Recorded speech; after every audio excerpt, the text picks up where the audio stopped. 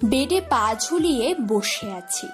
শুভ্র ভাইয়া ওষুধের date check করছে সব ঠিক আছে কিনা। হঠাৎ দরজা ঠেলে ভেতরে ঢুকে এলো সেই নার্স। নার্সটাকে দেখেই চোখ দুটো চিকচিক করে উঠল আমার।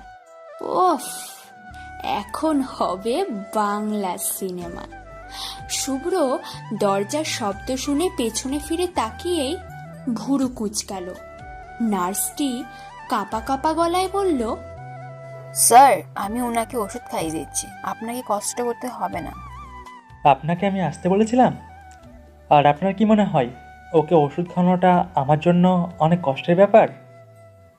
আর শুনুন, আমাদের রোদের জন্য এত নার্স বা অ্যাসিস্ট্যান্ট লাগবে না। I am enough for her, so you just get lost. ইচ্ছে করছে মাটিতে গড়াগড়ি দিয়ে হাসি, বাট চেপে গেলাম। ঠোঁট চেপে মুচকি হাসছি। শুভ্র আমার দিকে তাকিয়েই ধমকে উঠল, হাসছো কেন? হাসবে না একদম। আর আপনি এখানে দাঁড়িয়ে আছেন কেন? বিরক্ত না করে জানতো। নার্সটা এখনো দাঁড়িয়ে চুপচাপ তাকিয়ে আছে শুভ্রর দিকে। শুভ্রবাই যে সেই রকম অস্বস্তিতে আছে তা ওনাকে দেখেই বোঝা যাচ্ছে। উনি এবার আমার দিকে তাকিয়ে বলে উঠলেন, রোদ, একে যেতে বলবা প্লিজ। হা করে তাকিয়ে থাকা কি আছে? আমি কি এলিয়েন? যার তাকানোর কথা তার তাকানোর কোনো খোঁজ খবর নাই, আর আসছে আরেক পাগল। হে ইউ, জাস্ট গো নাও। এবার নার্সটা ছুটে বেরিয়ে গেল।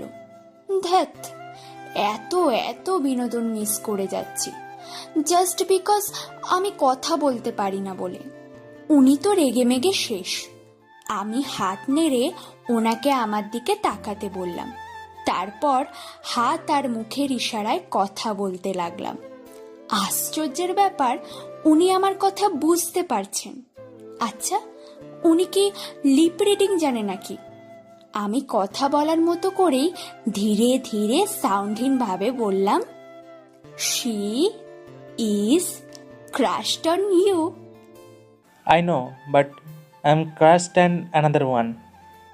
কথাটা শুনেই চোখ বড় বড় করে কৌতূহলী চোখে তাকিয়ে বলে উঠলাম, রিয়েলি?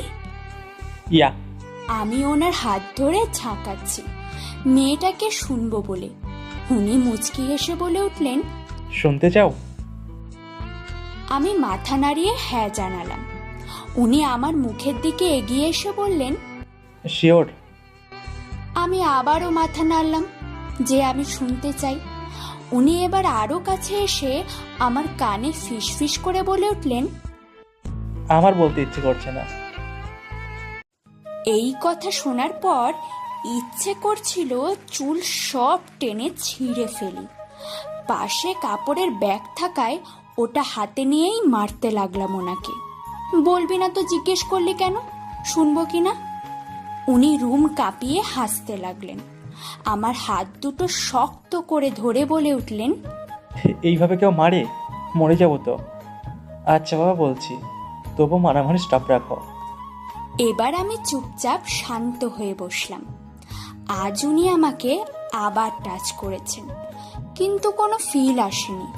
ওই আননোন পার্সনের স্পর্শ আমার শরীরের স্নায়ু আর ধরে রাখতে পারেনি। স্পর্শটা ভুলে গেছি, নয়তো চেক করা যেত। উনি আমার দিকে তাকিয়ে মুচকি হেসে চেয়ার টেনে বসলেন। তারপর ওনার ঘন চুলগুলোতে হাত চালাতে চালাতে বলে উঠলেন, মেয়েটা আমাদের ভার্সিটিতেই পড়ে। কি মারাত্মক মায়া তার চোখে মুখে। হাঁটতে হাঁটতে যখন ও পাশ ফিরে তাকিয়ে হঠাৎই হেসে ওঠে, উফ, বিশ্বাস করো, বুকটা কেঁপে ওঠে আমার। যখন হাওয়ায় ওর চুলগুলো ঝাপটে পড়ে মুখের ওপর, তখন খুব ইচ্ছে করে ওর সামনে গিয়ে আলতো হাতে চুলগুলো গুঁজে দিই ওর কানে। তারপর কপালে এঁকে দিই গভীর এক চুমো। ওর ভেজা ভেজা ঠোঁট আর সেই কালো গভীর তিলটা আমাকে বেসামাল করে দেয় মুহূর্তের মধ্যেই। ওর কৌতূহল মাখা দুটো চোখ, নিচের ঠোঁট কামড়ে ধরে দুষ্টুমি মাখা সেই হাসি, উফ, ক্ষত বিক্ষত করে দেয় আমার মনটাকে। আর ওর চোখ মুখ লাল করে সেই রাগি রাগি চাহনি, সে তো জানেই না যখন সে জেগে মেগে একের পর এক তর্কে লিপ্ত হয় তখন তার সামনে দাঁড়িয়ে থাকা সেই মানুষটা তার প্রেমে হাবুডুবু খায় ক্রমাগত। ইচ্ছে করে জাস্ট খেয়ে ফেলি ওকে। মাঝে মাঝে ওর চোখের দিকে তাকিয়ে পুরো পৃথিবীর সামনে চিৎকার করে বলতে ইচ্ছে করে, তোকে চাই, তোকে চাই। আমার তো শুধু তোকেই চাই রে পাগলি। কি হয় আমার বুঝলে এবার? আমি চোখ বড় বড় করে ওনার দিকে তাকিয়ে আছি। এই খাটাসটার মনেও এত আবেগ।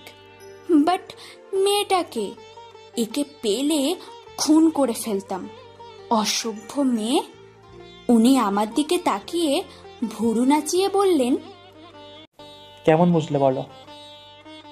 আমি জোরপূর্বক একটা হাসি দিলাম। যাই হোক, এই মেয়েটাকে তো খুঁজে বের করতেই হবে। ভার্সিটির মাঠে বসে আছি।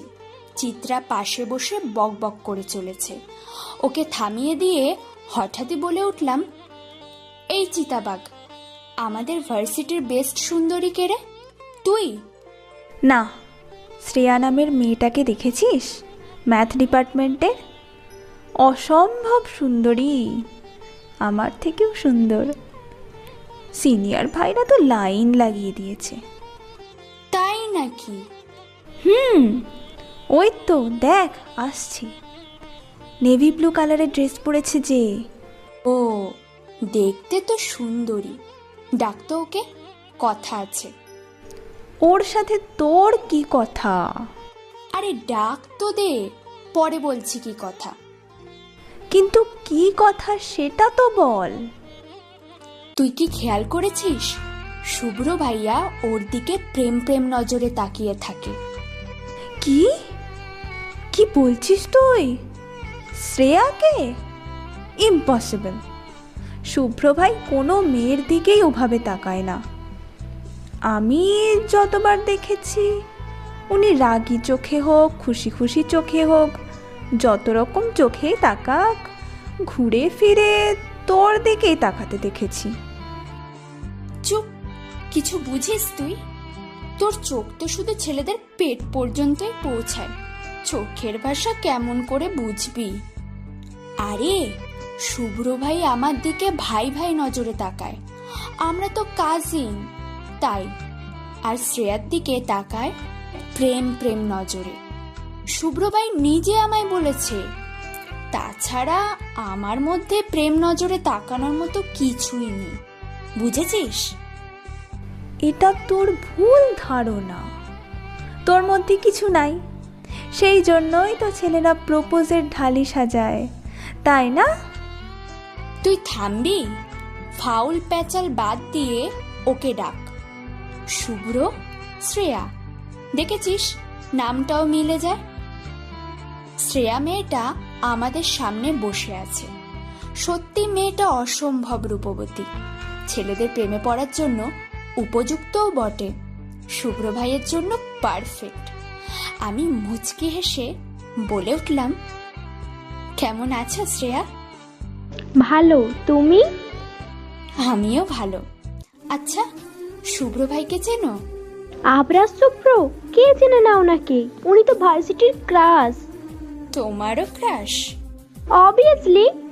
ও, বলছিলাম কি, তুমি কি জানো শুভ্র ভাইয়া is in love with you? What? আমার তো তাই মনে হয়। উনি তোমার দিকে কেমন করে তাকায় তুমি খেয়াল করনি? সেদিন তুমি শাড়ি পরে এসেছিলে, ভাইয়া তো তোমার থেকে চোখে সরাতে পারছিল না। আমি নিজের চোখে দেখেছি, চিত্রাও তো দেখেছে। জিজ্ঞেস করো ওকে। এই চিত্রা, বল, দেখেছিস না? হ্যাঁ হ্যাঁ, দেখেছি তো, দেখেছি। তারপর আমরা যখন ওনাদের পাশ কাটিয়ে যাচ্ছিলাম, উনি সাহিল ভাইয়াকে বলছিলেন, মাশাআল্লাহ, মেয়েটাকে কি কিউট লাগছে। এই চিত্রা, ভাইয়া বলছিল না? বলছিল তো। ও মাই গড, আমি পাগল হয়ে যাব। কিন্তু উনি আমায় বলেননি কেন? আরে বোঝো না, ক্রাশ আইকন। নিজে থেকে বলবে নাকি? তোমায় বলতে হবে। একটু কাছাকাছি যাও, হাতে হাত ধরো, তবেই না হবে। কিভাবে, কি করব, কিছুই তো বুঝতে পারছি না। রিল্যাক্স, আমি আছি কেন। শোনো, কাল তুমি শাড়ি পরে আসো। উনি বলেছেন শাড়িতে তোমায় নাকি হট লাগে। তারপর সামনের রিইউনিয়নের জন্য যে ভলেন্টিয়ার নেওয়া হচ্ছে সেটা নিয়ে ভাইয়ার সাথে কথা বলতে যাবে। তাহলেই কাহিনী ঘটবে। শাড়িতেই আর ফর রোম্যান্স শুরু হবে এবার। ঘুম থেকে উঠতে উঠতে 9টা, একদম সময় নেই হাতে। কোনো রকম মুখে চোখে পানি দিয়ে ড্রেসটা চেঞ্জ করে নিলাম। চুল আঁচড়ানোর সময় নেই হাতে, তাই লাল ওড়নাটা দিয়ে মাথা ঢেকেই ব্যাগ নিয়ে রওনা দিলাম ভার্সিটি। লেট হলে সব প্ল্যানিং ভেস্তে যাবে। চিত্রাও আছে আমার সাথে, কিন্তু তার মুখ অফ। তার কাছে ব্যাপারটা মোটেও ভালো লাগছে না। তার ধারণা খুব শীঘ্রই আমরা শুভ্র ভাইয়া প্রদত্ত বাঁশ খাবো। অবশেষে শ্রেয়া এলো। মেজেন্টা শাড়িতে মারাত্মক সুন্দরী লাগছে ওকে। ছেলে হলে নগদে প্রপোজ করে দিতাম ওকে।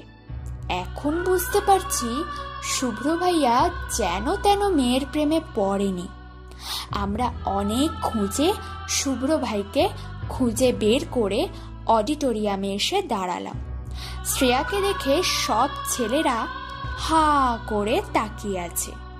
শুভ্র ভাইয়া আমার দিকে ভুরু কুচকে তাকিয়ে বলে উঠলেন, কিছু বলবে? এবার ওনার সামনে গিয়ে দাঁড়ালাম। শ্রেয়া ওনার সাথে কথা বলছে, আমি এদিক ওদিক দেখছি কে কি করছে। হঠাৎ চিত্রার হাতের খোঁচায় ওর দিকে তাকালাম। ও ফিসফিসিয়ে বলে উঠল, দেখ, শুভ্র ভাইয়া তোর দিকেই তাকিয়ে আছে। আমিও আর চোখে তাকালাম। হ্যাঁ, উনি আমার দিকেই তাকিয়ে আছেন। আমাকে তাকাতে দেখেই শ্রেয়াকে মাঝপথে থামিয়ে দিয়ে বলে উঠলেন, তুমি সকালে ব্রেকফাস্ট করেছো? এটা কি খাবারের কথা জিজ্ঞেস করার সময় নাকি? শ্রেয়া ওনাকে কত ইম্পর্টেন্ট কথা বলছে, আর উনি আবারও বলে উঠলেন, আমি কিছু জিজ্ঞাসা করেছি। খেয়েছো সকালে? আর ওষুধ খেয়েছো? আমি ঢোক গিলে নিয়ে বলে উঠলাম, ভাইয়া, শ্রেয়ার কথাটা বেশি ইম্পর্টেন্ট। কিন্তু কে শোনে কার কথা?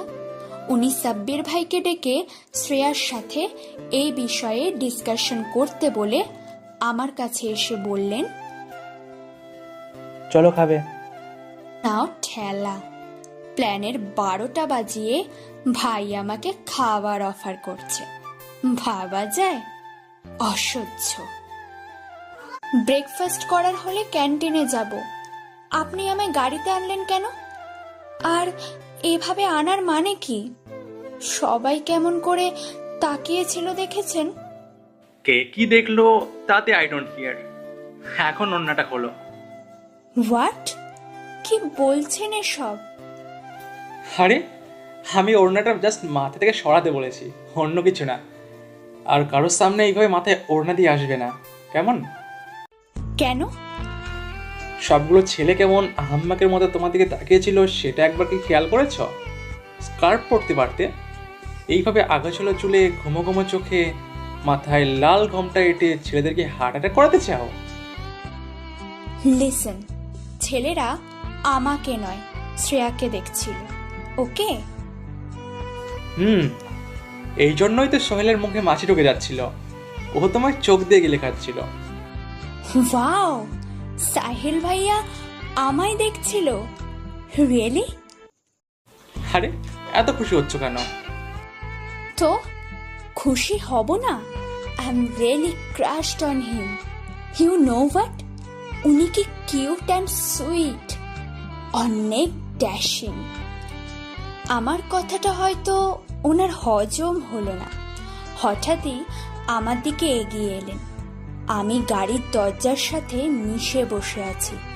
শুকনো গলায় বারবার ঢোক গিলে ওনার দিকে তাকাচ্ছি। কে জানে আবার কি ভুল বলে ফেললাম। উনি এক হাত সিটে এবং অন্য হাত গাড়ির দরজায় রেখে আমার উপর ঝুঁকে পড়লেন।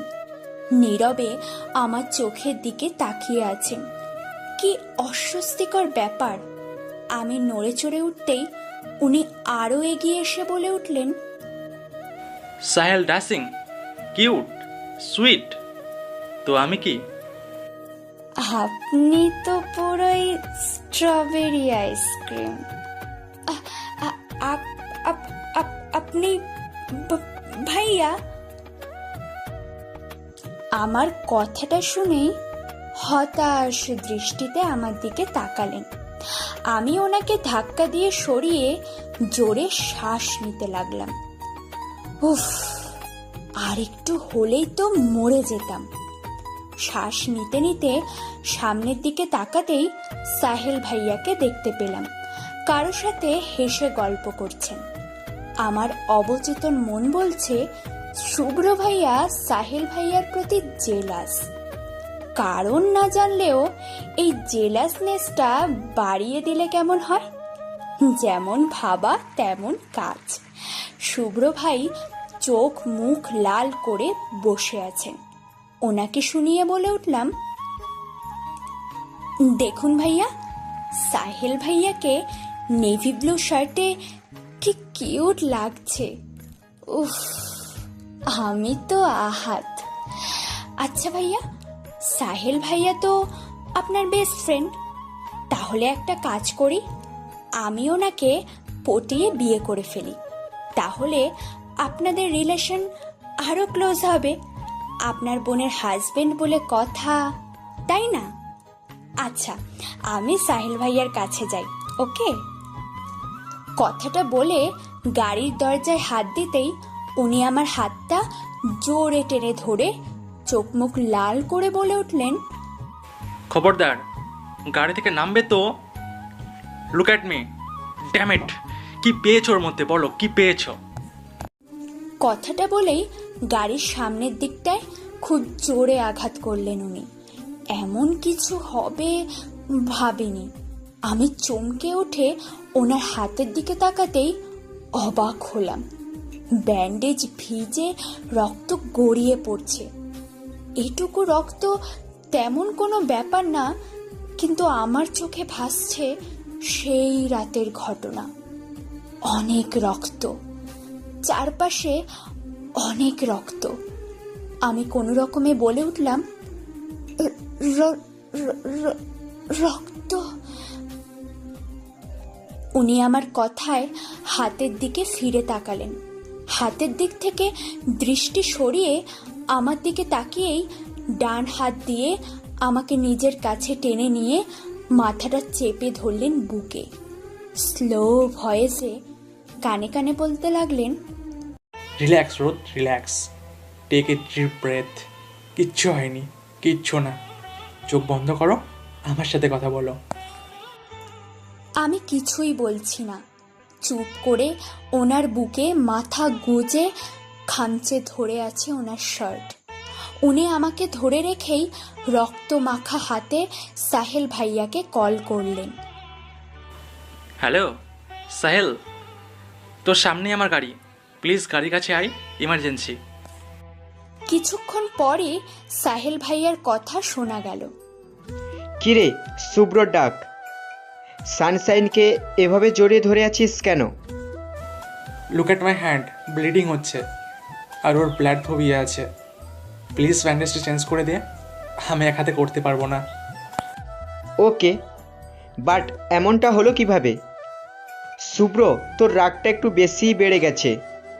সেদিন ফারুকে মেরে নিজের ইচ্ছেতে হাতরে কেটে বেহাল দশা করলি, আজ আবার?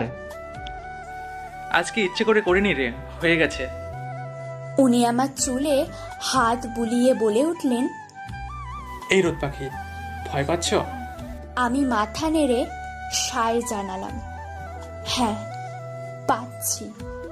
উনি মুচকি হেসে আমাকে আরো শক্ত করে জড়িয়ে ধরে বলে উঠলেন, আমার বুকের বাঁ পাশে মাথা রাখো, ওখানে একটা ইন্টারেস্টিং বিষয় আছে। আমি বাধ্য মেয়ের মতো ওনার বাঁ পাশে মাথা রাখলাম। ধূপ ধূপ ধূপ ধূপ শব্দ হচ্ছে ক্রমাগত। অনেক ফাস্ট বিট করছে ওনার হার্ট। আমার কাছে সাউন্ডটা মিউজিকের মতো লাগছে। আচ্ছা, এই সাউন্ডে কি কোনো গানের মিউজিক হতে পারে? হঠাৎ উনি কানের কাছে ফিসফিস করে বলে উঠলেন, এখনো ভয় করছে? আমি খেয়াল করলাম আমার আর ভয় লাগছে না, একটুও ভয় লাগছে না। আমি মাথা নেড়ে না বলতেই উনি বলে উঠলেন, মাথা নাড়ো কেন, মুখে বলো না। আর বোবা হয়ে যেও না প্লিজ। ভয় পাচ্ছি না। আমার কথায় শুভ্র হাসল। সাহেল ভাইয়ার মুখের প্রতিক্রিয়া বুঝতে পারছিলাম না, কারণ উনি কারের বাইরে আমার অপোজিটে দাঁড়িয়ে আছেন। সাহেল ভাইয়া কাজ শেষ করে যেতে যাবে, ঠিক তখনই শুভ্র তাকে খাবার পাঠানোর কথা বলে দিলেন। সাহেল ভাইয়াও মাথা নেড়ে সম্মতি জানিয়ে চলে গেলেন। আমিও সোজা হয়ে বসলাম। খুব লজ্জা লাগছে আমার, এতক্ষণ আমি ওনার এত কাছে ছিলাম। ভাবা যায়, কিছুক্ষণের মধ্যেই একটা ছেলে এলো খাবার নিয়ে। খাবারটা এগিয়ে দিয়েই হাসি মুখে বলে উঠল, সরি ভাই, লেট হয়ে গেছে। আসসালামু আলাইকুম ভাবি, ভালো আছেন? আমি জবাব দেওয়ার আগেই শুভ্র বলে উঠল, ও ভালো আছে, তুই এখন যা রাতুল। কিন্তু বাদ সাধলাম আমি। ছেলেটাকে থামিয়ে দিয়ে বলে উঠলাম, এক মিনিট, এই শুভ্র ভাই আপনার কি হয়? জি ভাই লাগে। তাহলে শুভ্র ভাইয়ার বোন আপনার কি হবে? বোন লাগবে। বোনই যখন হবে, আমায় তাহলে ভাবি ডাকছেন কোন অ্যাঙ্গেল থেকে? আমি ওনার বোন হই, সো নেক্সট টাইম ভাবি ডাকলে খবর আছে। যান। জি ভাবি। আবার ভাবি? সরি ভাবি। আবার? এই রাতুল, তুই যা তো। ছেলেটা 2 সেকেন্ডও না দাঁড়িয়ে দিল দৌড়। আমি ওনার দিকে রাগী চোখে তাকিয়ে বলে উঠলাম, ওকে যেতে দিলেন কেন? তো বেঁধে রাখতাম? তোমাকে তো জাস্ট ভাবি ডেকেছে। এমন ভাব করছো যেন ওর ভাবি ডাকাতে তুমি ওর ভাইয়ের বাচ্চার মা হয়ে যাচ্ছ। স্টুপিড।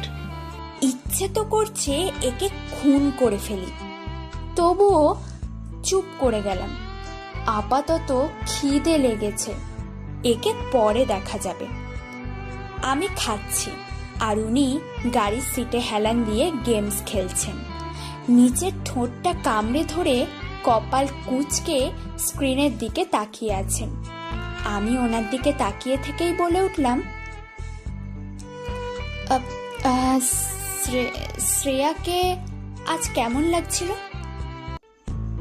আমার কথায় ভুরু কুঁচকে আমার দিকে তাকিয়েই বলে উঠলেন, শ্রেয়া? সেটা আবার কে? ওনার কথায় আমি চরম অবাক। একটু আগে নাম পরিচয় শুনে এখনই ভুলে গেছেন? আজও। আমি ওনার দিকে সন্দেহের দৃষ্টিতে তাকিয়ে বলে উঠলাম, একটু আগে যে মেয়েটার সাথে কথা বলছিলেন। ও। ওনার ও শুনে মেজাজ খারাপ হয়ে গেল, তবুও নিজেকে শান্ত রেখে বলে উঠলাম, শাড়িতে অস্থির লাগছিল না? পুরোই কিউটের ডিব্বা। শাড়ি পরেছিল নাকি? আপনি এটাও খেয়াল করেননি ও কি পরেছিল? এতক্ষণ কথা বলেও আপনি ওর ড্রেস খেয়াল করলেন না? ওর ড্রেস খেয়াল করে আমার কি লাভ বলো তো? কোনো দরকার আছে কি? ও জামা পরুক, শাড়ি পরুক, চাইলে কিছু নাই বা পরুক, আই ডোন্ট কেয়ার। ওনার কথা শুনে আমি ফিট।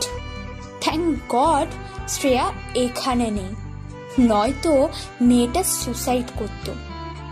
যার জন্য এত সাজুগুজু, সে নাকি তাকে খেয়ালই করেনি কি পড়েছিল। ভাবা যায়। আমি খাওয়া থামিয়ে ওনার দিকে তাকিয়ে বলে উঠলাম, মিস করলেন। এত সুন্দর মেয়েকে চোখের সামনে রেখেও দেখলেন না কি সুন্দর লাগছিল। অনেক সুন্দর লাগছিল। এলোমেলো চুল, ঘুম ঘুম চোখ, মাথায় জড়ানো ওড়নার লাল আভা। পাগল হয়ে যায়নি সেটাই তো অনেক, রোদ পাখি। কি বললেন? কই কিছু না তো। আমি তো শুনলাম আপনি বললেন এলোমেলো চুল। ওর চুল তো গোছানো ছিল, এলোমেলো ছিল না। চুপচাপ খাও তো। আমার যাকে দরকার তাকে দেখতে পেলেই হলো, শ্রেয়া পিয়াকে দিয়ে আমি কি করব? আমি অবাক চোখে তাকিয়ে আছি। তার মানে মেয়েটা শ্রেয়া নয়, তাহলে কি চিত্রা? নো, অবশেষে চিত্রা। চিত্রা ঠিকই বলেছিল, জামাই হতে কতক্ষণ। সত্যি তাই, জামাই হতে কতক্ষণ। কফি হাতে ছাদের দোলনায় বসে আছি, মাথা ধরেছে। এই মুহূর্তে মাথা ধরা ভাবটা হালকা হলেও কিছুক্ষণের মধ্যেই তা চূড়ান্ত আকার ধারণ করবে, তাই আগে থেকেই আয়োজন করে বসে আছি। মাথা ব্যথার কারণটা না জানলেও এর লক্ষণটা স্পষ্ট। প্রথমে বিনা কারণে মন খারাপ হবে, মন খারাপ ভাবটা চূড়ান্ত আকার ধারণ করলে শুরু হবে মাথা ব্যথা, যাকে বলে প্রচন্ড রকম মাথা ব্যথা। দোলনায় মাথা ঠেকিয়ে এক দৃষ্টে আকাশের দিকে তাকিয়ে আছি।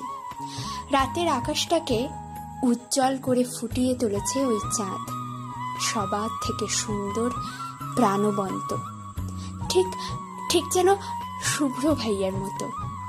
আচ্ছা, উনি কি সত্যি চিত্রাকে পছন্দ করেন?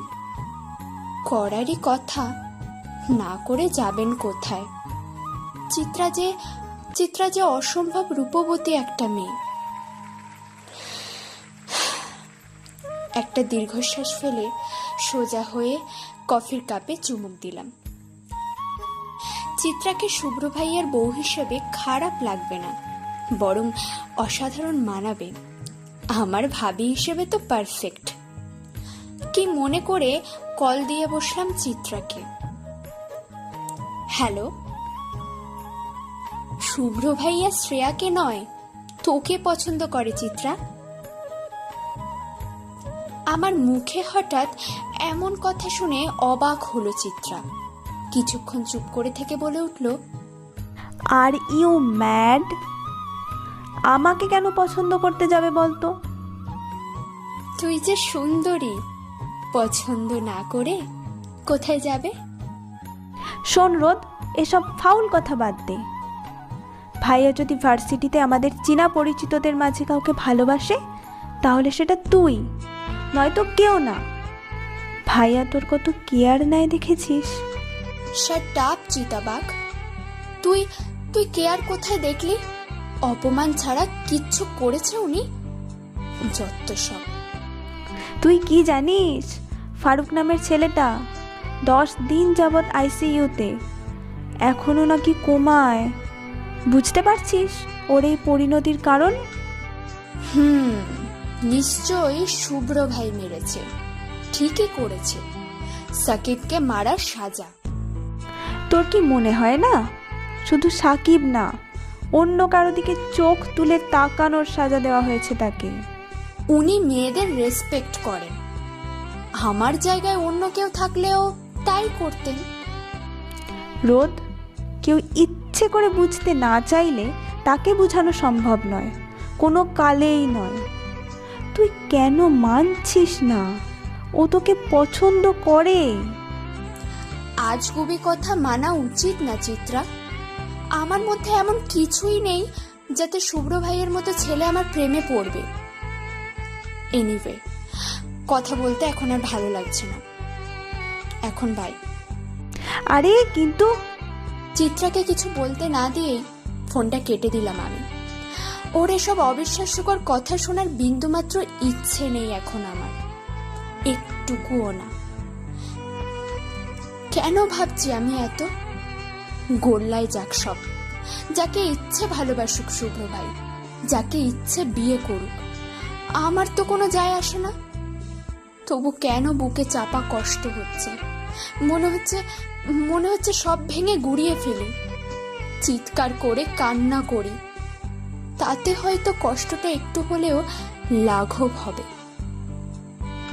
হঠাৎ ছাদের দরজায় পায়ের শব্দে ফিরে তাকালাম। বাবা বাবা আমার দিকে হাসি মুখে এগিয়ে এসে দোলনার এক ধারে বসে বলে উঠল, মামুনি, তুই কি বড় হয়ে গেছিস? বাবার এমন উদ্ভট প্রশ্নে অবাক চোখে তাকালাম।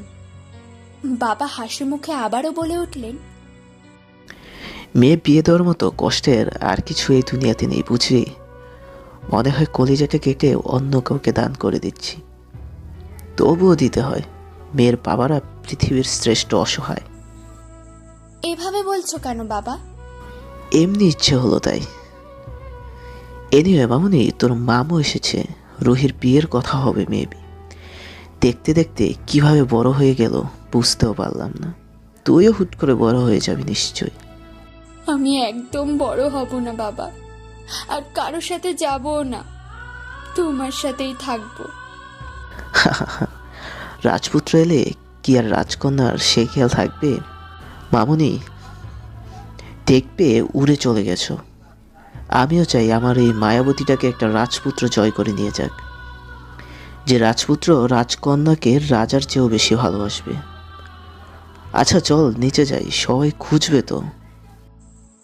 তুমি যাও বাবা, আমি একটু পরেই আসছি, একটু একা থাকতে চাই। Are you princess? হ্যাঁ বাবা, আই এম ওকে, জাস্ট কোথাও একটা শুধু জ্বলছে। প্লিজ তুমি যাও তো। ওকে বাবা, যাচ্ছি, তাড়াতাড়ি চলে আসিস। হাতের কফিটা ঠান্ডা হয়ে গেছে একদম, মুখে দিতেই মুখটা কুঁচকে উঠছে, তবু মুখে নিচ্ছে বারবার। অদ্ভুত এক কারণে শুভ্র ভাইয়াকে খুন করে ফেলতে ইচ্ছে করছে আমার। অসহ্য লাগছে ওনাকে, মনে হচ্ছে উনি আমার সাথে বড়সড় অপরাধ করেছেন, যার জন্য শুধু ঘৃণাটাই ওনার প্রাপ্য। এতদিন তো এমন লাগেনি, তাহলে আজ কেন লাগছে? কেন ওনাকে ভেঙে চুরে শেষ করে চিৎকার করে কাঁদতে ইচ্ছে করছে? আমার ভাবনার জগৎ কাঁপিয়ে দোলনাটা দুলিয়ে কেউ বসে পড়ল পাশে। বিরক্তি নিয়ে তাকাতেই অবাক হলাম আমি। আপনি আপনি এখানে? উনি হাসি হাসি মুখে গা এলিয়ে বসে বলে উঠলেন, অন্য কাউকে এক্সপেক্ট করেছিলে নাকি, লাইক সোহেল? করলেই বা ক্ষতি কি? তোমার প্রত্যেকটা কথাই জ্বালা ধরানো। তাহলে শোনেন কেন আমার কথা? প্লিজ প্লিজ আপনি এখান থেকে চলে যান, আমি আপনাকে জাস্ট নিতে পারছি না। কেন নিতে না পারার কারণটা কি জানতে পারি? আপনাকে দেখলেই আমার কান্না পায়, ভীষণ রকম কান্না। আর এই মুহূর্তে আমি আমি কাঁদতে চাইছি না। সো প্লিজ গো নাও। উনি আমার দিকে তীক্ষ্ণ দৃষ্টিতে তাকিয়ে আছেন। কিছুক্ষণ পর চোখ ফিরিয়ে নিয়ে আবারও গা এলিয়ে দিয়ে বলে উঠলেন, না, যাব না। আমার রাগ লাগছে, মারাত্মক রাগ লাগছে। ইচ্ছে হচ্ছে ওনাকে ধাক্কা দিয়ে দোলনা থেকে ফেলে দিই। অসভ্য। উনি চোখ বন্ধ করে শুয়ে আছেন। ধবধবে সাদা শার্ট গায়ে, তার সাথে যোগ হয়েছে চাঁদের মায়াবী আলো। অগোছালো চুলগুলো যেন বেশ নিয়ম মেনে অগোছালো হয়ে আছে। ব্ল্যাক জিন্স, হাতের ঘড়িটাও চমৎকার। সারাটা শরীর যেন চকচক করছে ওনার। থুতনির কাছের তিলটাও কত নিখুঁত। ওনার দিকে তাকিয়ে থাকতে থাকতেই গলা শুকিয়ে যাচ্ছে আমার।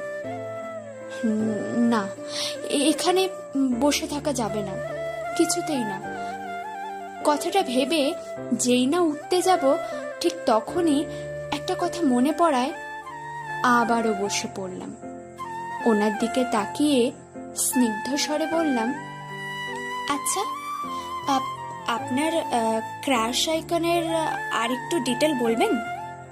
শুনতে ইচ্ছে করছে। আমার কথায় চোখ খুললেন উনি। আমার দিকে এক দৃষ্টে তাকিয়ে সোজা হয়ে বসলেন আর তারপর বললেন, ডিটেল যেমন ওর জুতোর নাম্বার, ওর জামার নাম্বার, এইসব শুনতে চাইছো? একদম না, কোয়ালিটি জানতে চাইছি। I mean behaviour. ওর কথা বলতে গেলে 1 সেকেন্ডে যা বলা যায় তা হলো সে চরম বোকা। বোকা? হ্যাঁ, বোকা।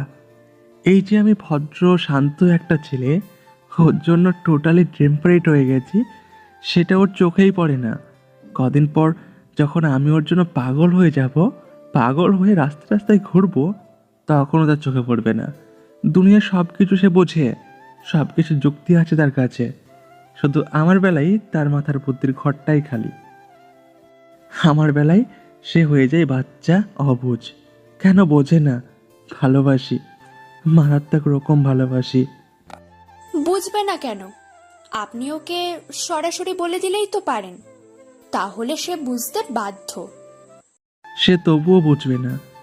যদি ওকে সরাসরি বলি ভালোবাসি, অনেক ভালোবাসি, তোমার দেওয়া যন্ত্রণায় দেখো মরে যাচ্ছি আমি, তোমাকে পাওয়ার লোভে দেখো কতটা লোভী হয়েছি আমি, তোমার ওই চাহনিতে দম বন্ধ হয়ে আসছে আমার, খালি বুকটা ব্যথা করে ওঠে প্রতিটা রাতে।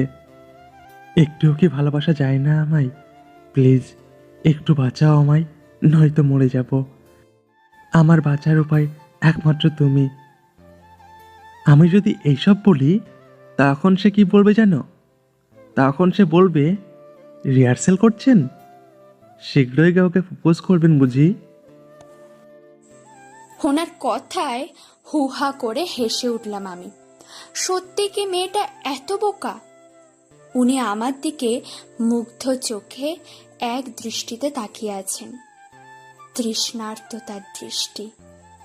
আমি হাসিটা কোনো রকমে চেপে বলে উঠলাম, আপনি এই বোকা মেয়ের জন্য পাগল হয়ে রাস্তায় রাস্তায় ঘুরবেন? ঘুরবো। এইভাবে জ্বালালেই শীঘ্রই পাগল হব আমি। ভালোবাসার মতো জ্বালা আর কিছুই নেই রোদ পাখি। নিজেকে পুরো ভেঙে ঘুরিয়ে দেয় এই ভালোবাসা। মাঝে মাঝে তো ইচ্ছে করে ওকে মেরে ফেলি, নয়তো নিজে মরে যাই, তবুও যদি একটু শান্তি পাই। এমন কি কখনো হয়? হয়। আমি তো ডিসিশন নিয়েই নিয়েছি, এই বোকা মেয়েটাকে খুব শীঘ্রই জোর করে তুলে নিয়ে গিয়ে বিয়ে করে ফেলবো। জোর করবেন? হ্যাঁ, জোর করব। ওর আশায় বসে থাকলে আমার চিরকুমার হয়ে থাকতে হবে। তাছাড়া ওকে ছাড়া আমার চলবেও না। I need her. আমার প্রতিটা মুহূর্তে ওকে চাই। আমি তো চিন্তা করেই রেখেছি, বিয়ের পর ওকে নিজের হাতের সাথেই বেঁধে রাখবো, কোথাও যেতে দেবো না, কোথাও না। সামনে বসিয়ে শুধুই দেখবো তাকে। ইস, ওনার কথায় মন খারাপ লাগছে খুব, সাথে সাথে মেয়েটার প্রতি জেলাসও। কত লাকি মেয়েটা যে তাকে শুভ্র ভাই এত ভালোবাসে। আবারও কান্না পাচ্ছে আমার। উফ, কি অসহ্য যন্ত্রণা। আজ আপুর এঙ্গেজমেন্ট। সবাই আজ সকালে এলেও মামু আমায় কাল রাতেই নিজের সাথে নিয়ে চলে এসেছেন। ঘুম ভেঙে কোথায় আছি বুঝতেই 2 মিনিট লাগলো। বাইরে তুমুল কথাবার্তার আওয়াজ। মানুষ হয়তো নিজেদের কাজে লেগে গিয়েছে এতক্ষণে, আর আমি পড়ে পড়ে ঘুমোচ্ছি। ছি, কি লজ্জার ব্যাপার। বিছানা থেকে নেমে পাশে থাকা ওড়নাটা গলায় জড়িয়েই বেরিয়ে গেলাম। দরজা খুলে বাইরে বের হতেই দেখি শুভ্র ভাইয়া আর সাহিল ভাইয়া রেলিং ঘেঁষে দাঁড়িয়ে আছেন, হয়তো ডেকোরেশনের কাজ নিয়ে বিজি। আমায় দেখেই শুভ্র ভাই তাড়াতাড়ি অন্যদিকে ফিরে গেলেন, বুকে হাত দিয়ে বলে উঠলেন, ইস, মার ডালা ইয়ার। সাহেল ভাইয়া শুভ্র ভাইয়ের কাঁধে হাত রেখে আমার দিকে তাকিয়ে বেককল মার্কা হাসি দিলেন। তারপর শুভ্রকে ঝাপটে ধরে কানে কানে কিছু একটা বলতে লেগে গেলেন। আমি ওদের এসব অদ্ভুত বিহেভিয়ারের আগা মাথা কিছুই বুঝতে পারছিলাম না। আচ্ছা, ঘুম থেকে উঠে তো ফ্রেশ হইনি, মুখে কিছু লেগে নেই তো? উল্টো পায়ে হেঁটে রুমের মধ্যে গিয়েই আয়নার সামনে দাঁড়িয়ে পড়লাম। না, সব তো ঠিকই আছে, অ্যাটলিস্ট হাসির মতো তো কিছুই হয়নি। বেশি ঘুমানোর ফলে চোখ, ঠোঁট, মুখ হালকা ফুলে গেছে, এটাই। আর তো কোনো সমস্যা চোখে পড়ছে না। ভাবনা চিন্তা শেষ করে চোখে মুখে পানি দিয়ে আবারও বেরিয়ে এলাম রুম থেকে। শুভ্র ভাইয়া, সাহেল ভাইয়া ওখানেই দাঁড়ানো, হাতে খাতা কলম নিয়ে কিছু একটা হিসেব করছেন।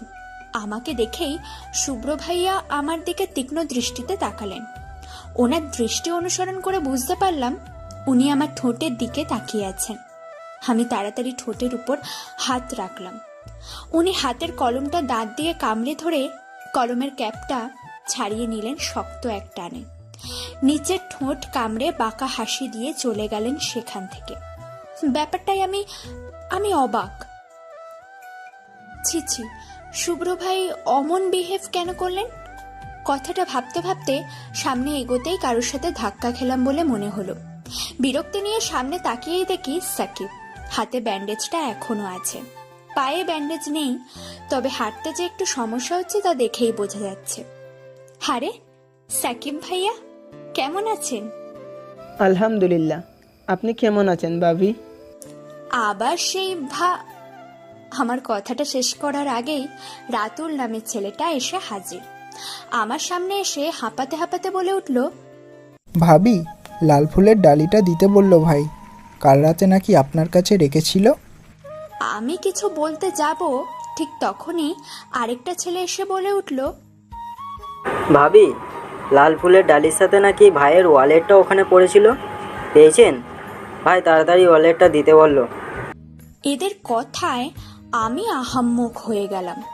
ওদের কথাবার্তা শুনে মনে হচ্ছে আমি তাদের ভাইয়ের বিয়ে করা বউ। আমি গলা খাকারি দিয়ে বলে উঠলাম, আচ্ছা ভাইয়ারা, আমি আপনাদের কোন ভাইয়ের বউ? ওরা কিছু বলবে, ঠিক তখনই শুভ্র এসে ধমকে উঠল, আচ্ছা, তোদের এখানে কি আমি গল্প করতে পাঠিয়েছি? কাজের কাজ তো কিছুই করিস না, আয় তাড়াতাড়ি এদিকে আয়। তৎক্ষণাৎ আমার সামনে থেকে সব হাওয়া, আর আমি বোকার মতো দাঁড়িয়ে রইলাম। ধীরে ধীরে খেয়াল করছি শুধু জুনিয়ররা না, শুভ্র ভাই আর সাহেল ভাই ছাড়া ওনার ফ্রেন্ডসরাও মাঝে মাঝে আমায় ভাবি বলে ডাকে। কি একটা বিশ্রী অবস্থা! জামাইয়ের খোঁজ নেই, ননদ দেবরের ছড়াছড়ি। সেই কখন থেকে চিত্রাকে খুঁজে চলেছি আমি, কিন্তু তার দেখাই নেই। এদিকে এঙ্গেজমেন্ট শুরু হয়ে যেতে চলল, কত কাজ বাকি। উফ, এই মেয়ে কি শুভ্র ভাইয়ার সাথে রোম্যান্স করতে চলে গেছে নাকি? হঠাৎ এক কোণায় চিত্রাকে চোখে পড়ল। ওর কাছে গিয়ে কিছু বলার আগেই মিনমিনিয়ে বলে উঠল, রোদ, আমি চলে যাই, প্লিজ কিছু মনে করিস না, আমার এখানে ভালো লাগছে না মোটেও। কিন্তু কেন? কিছু হয়েছে কি? ও আমার কথার জবাবে শুধু না কথাটা বলেই সিঁড়ির দিকে হাঁটা দিল। আমি ওর পিছু নিলাম। হঠাৎই আদিব ভাইয়া চিত্রার সামনে এসে দাঁড়ালো। এই ছেলেটা শুভ্র ভাইয়ার কাজিন। আমি কাছাকাছি যেতেই উনি চিত্রাকে উদ্দেশ্য করে বলে উঠলেন, hello hottie girl, where are you going? I have to talk to you. আজকের পার্টিতে তুমি আমার ডান্স পার্টনার হবে বলেছিলাম তো, তবুও কোথায় যাও? চিত্রা কাপা কাপা গলায় বলে উঠল, প্লিজ সরুন, আমি বাসায় যাব। এই ছেলের এমন অভদ্রের মতো কথা আর সহ্য হলো না আমার। আরেকটু এগিয়ে গিয়ে বলে উঠলাম, এই যে মিস্টার, এই অসভ্যতামো নিজের বাড়ি গিয়ে দরজা বন্ধ করে করুন, এখানে নয়। তুমি যদি আমার সাথে দরজার ওপাশে থাকো তো অসভ্যতাম না হয় সেখানেই দেখব। How dare you! মেয়েদের সাথে কিভাবে কথা বলতে হয় জানেন না? খুব ভালো করে জানি। সো প্লিজ তুমি এখান থেকে যাও। আপাতত আমি তোমার ফ্রেন্ডের প্রতি ইন্টারেস্টেড, নট ইউ। তোমাকে না হয় কাল। কথাটা শেষ করার আগেই ওনার গালে জোরে সোরে চড় বসিয়ে দিলাম। মেজাজটা চরমে উঠে গেছে ওনার কথায়। চিত্রার হাত ধরে ওনার দিকে রাগী চোখে তাকিয়ে চলে এলাম সেখান থেকে। রুমের দিকে পা বাড়াতেই উনি হাত চেপে ধরলেন আমার। মনে হচ্ছিল এখনই হাতটা মরমর করে ভেঙে যাবে। ছেলেটা আমার দিকে লাল চোখে তাকিয়ে আমায় দেখে নেবে বলে সেখান থেকে চলে গেলেন। চিত্রাকে রুমে নিয়ে শান্ত করে রুম থেকে বের হতেই তুমুল কাণ্ড। আদিব ভাইয়ের মা অভদ্রের মতো মাকে কথা শোনাচ্ছেন। আমি নাকি আদিব ভাইয়ের সাথে ঢলাঢলি করতে গেছি। আদিব ভাই মানা করতেই ওনার গালে চড় বসিয়েছি। আমার নাকি শিক্ষা নেই, বাবা মা নষ্টামো ছাড়া কিছুই শেখায়নি। আরও কত বাজে কথা। মা এক হাতে মামুর হাত আর অন্য হাতে ভাইয়ার হাত চেপে ধরে আছে। দুজনেই রেগে মেগে লাল। অব্র ভাইয়া এক কোণে দাঁড়িয়ে আছেন। ব্যাপারটায় তিনি বিরক্ত, কিন্তু কিছু বলছেন না। শুভ্র ভাইয়াকে কোথাও চোখে পড়ল না। মা সমাজকে ব্যাপক ভয় পায়। আপুর এঙ্গেজমেন্টে ঝগড়াঝাটি করে মান সম্মান হারাতে চান না, কিন্তু আমি তা মানলে তো। ধৈর্যের সীমা পার হতেই সামনে দাঁড়িয়ে বলে উঠলাম, আপনি নিজের ছেলেকে কতটা শিক্ষা দিয়েছেন? ওনার আচরণ তো কোনো ভদ্র সমাজে গ্রহণযোগ্য নয়। এটুকু বলার সাথে সাথেই গালে খুব জোরে চড় বসিয়ে দিল মা। চুপ, একদম চুপ। এখানে কেন এসেছিস? এই অপমান কম হয়েছে যা আরও বাড়াতে এসেছিস? তোর মতো মেয়ে থাকার চেয়ে না থাকাই ভালো ছিল। তোর জন্য আজ মানুষ থুতু দিয়ে যাচ্ছে মুখে। মরে যেতে পারিস না? মার কথায় অবাক চোখে তাকিয়ে আছি আমি। ঠিক তখনই ভাইয়া বলে উঠল, ফাজলামো পেয়েছো মা? ওকে মারলে কেন? এই মহিলা যা তা বলে যাবে আর আমাদের শুনতে হবে? আরে এই মহিলাকে দেখে বোঝা যায় যে এদের ছেলেরা কেমন হবে। ভাইয়ার কথা শেষ না হতেই মা ভাইয়ার গালেও বসিয়ে দিল এক চড়। ভাইয়াকেও শুনতে হলো হাজার কথা। ভাইয়া শান্ত গলায় বলে উঠল, রোদ, ব্যাগ নিয়ে আয়। এ বাড়িতে আর এক মুহূর্ত নয়। কি থেকে কি হয়ে গেল কিছুই বুঝতে পারছি না। কোনো রকম সেখান থেকে চলে এলাম আমি। ছাদের এক কোণায় বসে আছি। ইচ্ছে করছে সত্যি মরে যাই, একদম একদম শেষ করে দিই নিজেকে। আমার থাকা না থাকা তো কারো ম্যাটার করে না। আম্মু সব সময় এমন করে, যারই দোষ থাকুক না কেন সবসময় আমাদের 3 ভাই বোনকেই শাসন করবে। তার ধারণা আমার ছেলে মেয়েকে আমি শাসনে রাখবো, অন্যরা কি করছে দেখার বিষয় না। তা বলে এতগুলো মানুষের সামনে এভাবে বলবে আমায়? রাগটা যেন কিছুতেই কমছে না। সবাইকে খুন করে ফেলতে ইচ্ছা করছে। পাশে একটা ইটের টুকরো পেয়ে সেটাই হাতে চালাতে লাগলাম ক্রমাগত। উদ্দেশ্য হাত কেটে ফালা ফালা করব, কিন্তু ইটের টুকরো দিয়ে কি আর হাত কাটা যায়? কিছুক্ষণ চেষ্টা করে টুকরোটা দূরে ছুঁড়ে ফেলে 2 হাতে মুখ ঢেকে কাঁদতে লাগলাম। হঠাৎ আমার হাতের ওপর কারো হাতের স্পর্শ পেলাম। হাত সরিয়েই দেখি শুভ্র। উনি শান্ত দৃষ্টিতে আমার দিকে তাকিয়ে আছেন। কাঁদতে কাঁদতে হেঁচকি উঠে গেছে আমার। উনি কাঁপা কাঁপা হাতটা আমার গালের উপর রাখলেন। ঠান্ডা গলায় বললেন, ডোন্ট ক্রাই, একদম কাঁদবে না। আমার কান্নার গতি যেন আরও বেড়ে গেল। কিছুতেই কন্ট্রোল করতে পারছিলাম না নিজেকে। উনি আমার দিকে তাকিয়েই বলে উঠলেন, রাতুল। জি ভাই। ফোনে শর্টকাট বলেছিস, এখন পুরোটা বল। কে কি বলেছে সব কিছু শুনতে চাই আমি। রাতুল ভাইয়া এক নিমেষে সবটা বলে গেলেন। সাথে সাথে লাল হয়ে এলো শুভ্র ভাইয়ার চোখ। হুট করে দাঁড়িয়ে আমাকে টেনে দাঁড় করিয়েই হাঁটা দিল। আমি হাঁটতে পারছি না। অনেকক্ষণ বসে থাকায় পা ঝিনঝিন করছে। উনি 2 পা এগিয়ে আমায় কোলে তুলে নিয়ে সোজা ড্রয়িং রুমের মাঝখানে নামিয়ে দিলেন। সবাই অবাক চোখে তাকিয়ে আছে। কারো বুঝতে বাকি নেই যে শুভ্র রেগে গেছে। মামুকে দেখলাম সে আরো আরাম করে বসলেন।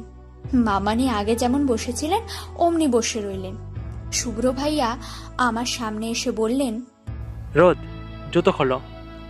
আমি অবাক চোখে ওনার দিকে তাকিয়ে আছি। জুতো খুলবো কেন? আমাকে চুপ থাকতে দেখে আবারও বললেন, জুতোটা খোলো রোদ। কেন? জুতোটা খুলে আদিবের গালে চড় মারবে, খুব শক্ত করে মারবে। আমি বিস্মিত চোখে ওনার দিকে তাকিয়ে আছি। আদিব ভাইয়া রেগে বলে উঠলেন, শুভ্র, তুমি এই মেয়েকে আমায় মারতে বলছো? এই 2 দিনের ফুপ্পির মেয়ে বেশি প্রিয় হলো তোমার? কি হলো রোদ? আমি তোমায় ওকে মারতে বলেছি। ওনার এই কণ্ঠ হয়তো আদিব ভাইয়ার পরিচিত। উনি একটু থতমত খেয়ে গেলেন, আমতা আমতা করে বলে উঠলেন, শুভ্র, আমি এই মেয়েকে কিছুই করিনি। আমি তো চিত্রার সাথে কথা বলছিলাম, মধ্য থেকে ও চলে আসে। এবার শুভ্র ভাইয়া আদিব ভাইয়ার কলার চেপে ধরলেন, চিৎকার করে বলে উঠলেন, তো তোর কি মনে হয় আমি কিছুই জানি না? চিত্রাকে বাজে বাজে কথা কেন বলেছিলি? আচ্ছা বলেছিস, বেশ করেছিস, ট্রাস্ট মি। এর জন্য আমি তোকে জাস্ট ছাড়িয়ে দিতাম, আর কিছুই করতাম না। কিন্তু তোর সব থেকে বড় ভুল হলো তুই রোদের হাত ধরে টেনেছিস। ধরেছিস, সাহস কেমন হয় ওর হাত ধরার? ওর হাতের কোনোই নিচে তোর হাতের চাপ কেন থাকবে? ওয়াই? কথাটা বলেই পাশের সোফায় দিলেন এক লাথি। সোফাটা বেশ কিছুটা পিছিয়ে গেল। আমি কাউকে কখনো এত রাখতে দেখিনি। কি ভয়ানক অবস্থা। এবার মামু কথা বললেন, আমাকে উদ্দেশ্য করে বলে উঠলেন, রোদ, শুভ্রর কথা মতো কাজ কর। He is out of mind. আর Shubhra, calm down Mason. What calm down বাবা? রোদের শরীরে ওর হাতের দাগ কেন থাকবে? ও রোদে কেন ছবে? ও সাহস কি করে হয় এত? আমার মাথাটা যেন ভো ভো করছে। কি হচ্ছে কিছুই বুঝতে পারছি না। অতিরিক্ত কান্নার কারণে মাথাও ব্যথা করছে ব্যাপকভাবে।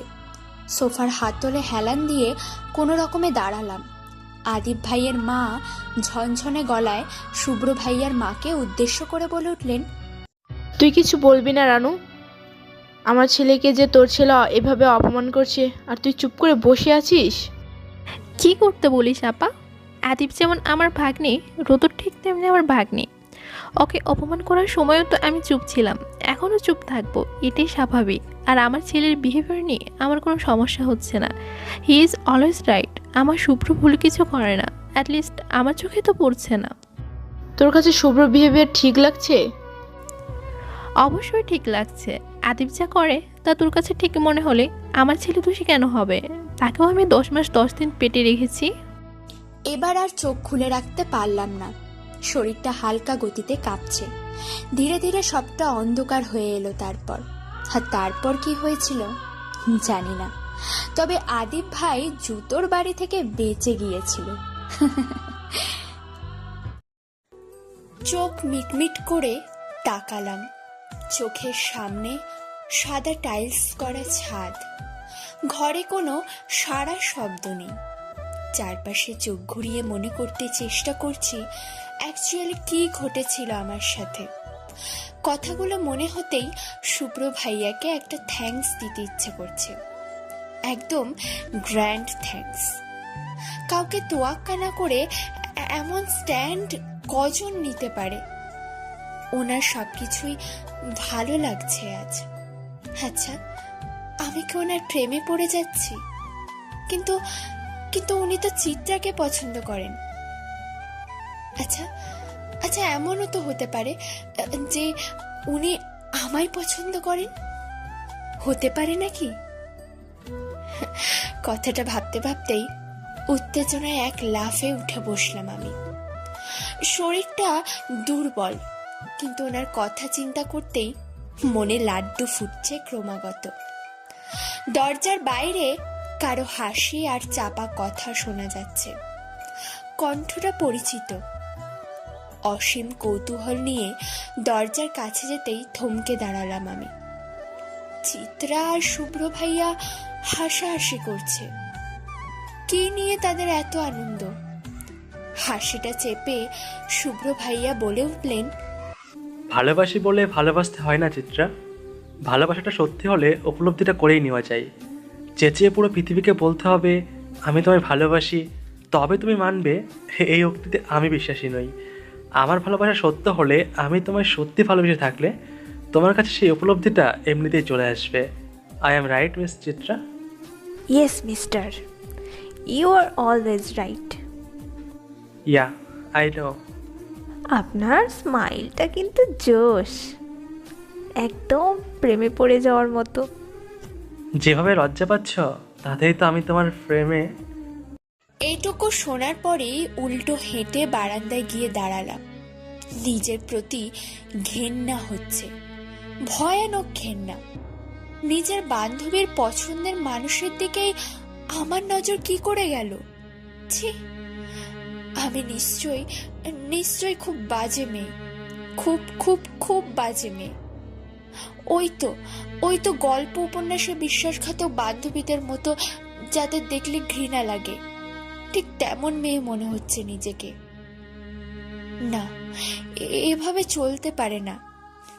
I have two be strong, but this feelings. এবারও সব দোষ শুভ্র ভাইয়ার ঘাড়ে চাপিয়ে দিতে ইচ্ছে করছে। কেন করেন উনি আমার জন্য এত কিছু?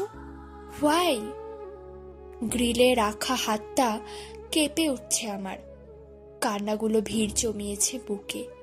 ইচ্ছে করছে চিৎকার করে কান্না করি, কেঁদে কেটে বন্যা বানিয়ে ফেলি, আর সেই বন্যায় ভেসে যাক শুভ্র। নিচ থেকে খাবার খাওয়ার ডাক পড়ল। কাপা হাতে চোখে মুখে পানি দিয়ে শক্ত করলাম নিজেকে। শুভ্র ভাইয়া থেকে দূরে থাকতে হবে আমায়, অনেক দূরে। নাস্তার টেবিলে বসে আছি, এতক্ষণে বুঝতে পারছি এখন সকাল। সবাই নীরবে খেয়ে চলেছে, এদের নীরবতাও অসহ্য লাগছে আমার। হঠাৎ করেই বলে উঠলাম আমি বাসায় যাব, এবং এই মুহূর্তেই যাব। আমার কথায় যেন সবাই অবাক। মামু শান্ত চোখে আমার দিকে তাকিয়ে বলে উঠলেন, কি বলছিস? আমরা তো আরও পিকনিকে যাব বলে ঠিক করেছি। পরি, রুহি, রাধিন, আহাত সবাই দুদিন আমাদের বাসায় থাকবে, তার মধ্যে তুই বাসায় যাবি? হ্যাঁ যাব। কে কোথায় থাকলো বা থাকলো না, আই ডোন্ট কেয়ার। তুই কি রেগে আছিস মা? আই এম সরি, আমি তোর হয়ে স্ট্যান্ড নিতে পারিনি। মামুর কথা শেষ না হতেই মামানি বলে উঠলেন, রোদ, আদিব আর আপাতত চলে গেছে কাল রাতে, সে আর তোমাদের ডিস্টার্ব করবে না। তাহলে বাসায় কেন যেতে চাইছো মা? এমনি যাব। আদিব ভাইয়াদের বলুন চলে আসতে, ওনাদের জন্য আমার কোনো সমস্যা হচ্ছে না, আমি নিজেই নিজের জন্য সমস্যা। So I want to go back. মামু এবার অসহায় দৃষ্টিতে তাকিয়ে বলে উঠলেন, প্লিজ রোদমা, যাস না। মামু প্লিজ, তুমি আমায় রিকোয়েস্ট করো না। তোমার রিকোয়েস্ট আমি ফেলতেও পারবো না, আবার রাখতেও পারবো না। So please stop this and I am going. কথাটা বলেই উঠে দাঁড়ালাম চেয়ার থেকে। খাবার টেবিলে শুভ্র ছিল না, থ্যাংক গড ছিল না, নয়তো যে দম ফুরিয়ে আসতো আমার। এখন ভালোই ভালো এখান থেকে বিদায় হলে বাঁচি। রুমে গিয়ে ফ্রেশ হয়ে ব্যাগ গোছাচ্ছে, তখনই মা রুমে এলো। কোনো রকম বনিতা না করেই বলে উঠল, তুই যেতে পারবি না। সবসময় তোমার কথা শুনতে হবে এমন কোনো কথাই নেই মা। তোর মামু কত আশা করে বলল। মার কথায় কেন জানি রাগ উঠে গেল। তাকে মাঝপথেই থামিয়ে দিয়ে বলে উঠলাম, সবসময় তোমাদের ইচ্ছা আশা ভালো লাগা দিয়ে চলবে না। আমার ভালো লাগা খারাপ লাগা তো তোমাদের চোখে পড়ে না কখনো। এভাবে বড়দের মতো কথা বলছিস কেন? তোর বিহেভিয়ার দিন দিন খারাপ হচ্ছে। বলেছ শেষ? এখন প্লিজ যাও এখান থেকে, বিরক্ত লাগছে। আমি প্রচুর রেগে আছি, এখন উল্টোপাল্টা কিছু বলে দিলে তোমার ভালো লাগবে না। So please leave. আমি কথা বললেই কি তুই বিরক্ত হোস? মা প্লিজ যাও এখান থেকে, প্লিজ। রাস্তা ধরে হাঁটছি, সকাল প্রায় 10টা। কর্মমুখর মানুষের ব্যস্ততা চারপাশে। এভাবে উদ্দেশ্যহীন হাঁটায় বেশ মজা আছে। ভিড়ের মধ্যে নিজেকে একটু একলা পাওয়া যায়। হাজার মানুষের ভিড়ে কারো দিকে কারো তাকানোর সময় নেই। সবাই যার যার কাজ নিয়ে চিন্তা নিয়ে ব্যস্ত। এত সময় কোথায় তাদের? ব্রিজের উপর দাঁড়িয়ে আছি, নিচে বেগমান পানি। আচ্ছা, এখান থেকে লাফিয়ে পড়লে কি আমি মরে যাব? ইস, জীবন দুবার পাওয়া গেলে আমি অবশ্যই একবার মরে দেখাতাম।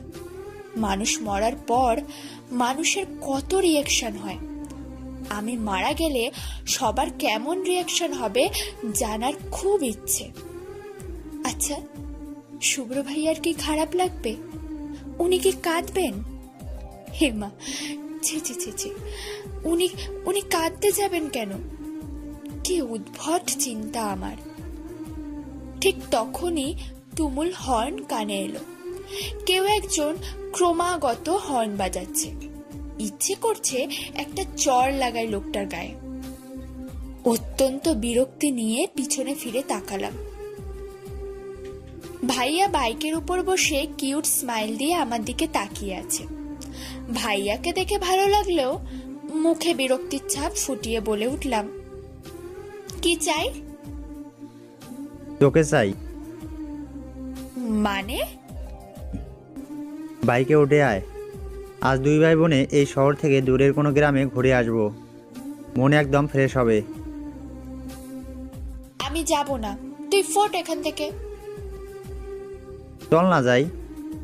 না, তোর অফিস নেই? অফিসে যা না, জ্বালাচ্ছিস কেন? আরে রুহির বিয়ের জন্য তো ছুটি নিয়েছি, ছুটিতে অফিসে যাব কেন? বিয়ের ছুটি এমনি এমনি যেতে দিলে হয়, কাজে লাগাতে হবে, বুঝছিস? আজ আমরা গ্রামে গ্রামে ঘুরে মেয়ে খুঁজবো, মিশন পাত্রী খোঁজা, বুঝলি? এবার চলে আয় তো ফার্স্ট। ঢাকায় কি মেয়ে কম পাওয়া যায় যে ওখান থেকে আনবি? এটা তুই বুঝবি না, আয় তো। এই গল্পের পরবর্তী পর্বগুলো দেখতে আমাদের পিকুর ডায়েরি চ্যানেলটি সাবস্ক্রাইব করে পাশেই থাকুন। ধন্যবাদ সবাইকে ভিডিওটি শেষ পর্যন্ত দেখার জন্য।